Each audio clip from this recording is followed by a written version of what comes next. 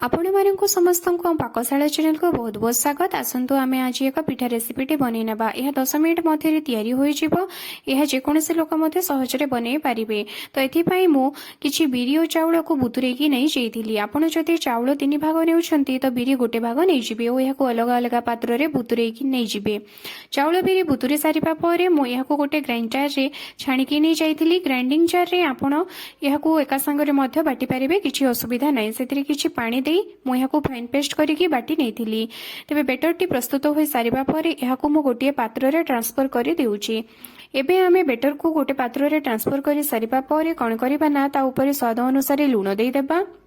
लुण दे सारा पर आमे एथिरे किछि बेकिंग सोडा दे देबा। मु एथिरे 1 टीस्पून बेकिंग सोडा पकई देउची। आपण आपणक बेटर को देखि सेही हिसाब रे आपण एथिरे बेकिंग सोडा पकेइबे। बेकिंग सोडा और लुण पकई सारा पर एथिरे मु किछि अल्प पानी दे देई याको भल भाबरे गोळेई नेउची। जेहेतु मोर बेटरटी टिके काठुआ होय जाइथिला। बेटर को आपण बेसी काठुआ किंबा बेसी पानीचिया करिवे नाही। एहाकू आपण बहलिया करिकि रखिबे। देखंतु मो बेटर रो कंसिस्टेंसी एही भली भाबरे ही आपण रखिबे। एबे आमे गैस रे कड़े बसिबा और कड़े को गरम हेबाकू देबा। कड़े गरम हे सारा पर सेथिरे किछि तेल देई देबा और एहाकू चारिआडे आमे लगेई देबा। कड़े भितरे चारिआडे तेल को लगेई सारा पर आमे कोन करिबा ना जो बेटरटी प्रस्तुत करके आमे रखिथिबा से बेटर को आनिकी एही तेल ऊपर आमे धीरे धीरे पकई देबा।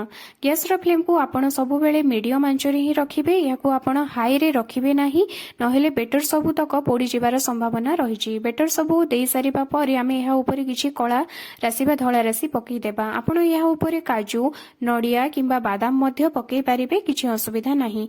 एबे एहा ऊपर मु राशि पकई सारिबा पर घोडणी देई देउछि ओ एहाकू मु 10 मिनिट पर्यंत छाड़ी देउची एवं गैस रो फ्लेम को मीडियम आंच रे रखिछि। 10 मिनिट गला परे मु देखुछि जे मोर बिरीटी भल भाबरे फुली जाइछि, केक भलिया होई जाइछि। 10 मिनिट भितरे आपण आदो ढांकुणी खोलिबे नाही।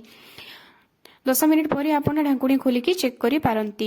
एबे एहाकू आपण तरकारी किंबा चटणी सहित खाई पारिबे।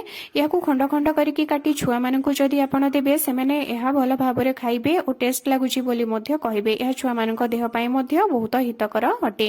एही भली भाबरे घरे आपण थरे निश्चित ट्राय करंतु, देखिबे समस्तंकू बहुत भल लागिबो।